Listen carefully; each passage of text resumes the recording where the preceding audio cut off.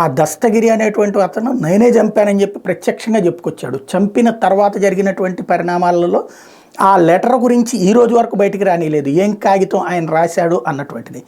ఒక పెద్ద కుటుంబపు వ్యవహారంలో దూరారు వీళ్ళు, వెళ్ళి అక్కడ మర్డర్లో పార్టిసిపేట్ చేశారు. అయితే అసలు వాళ్ళని కాపాడే ప్రయత్నంలో వేరే వాళ్ళని, ఇప్పుడు నిజంగా కనుక ఏ హక్కు లేకపోతే ఈవిడెంత సగర్వంగా మాట్లాడగలుగుతుందా, వీడియోలు రిలీజ్ చేయగలుగుతుందా?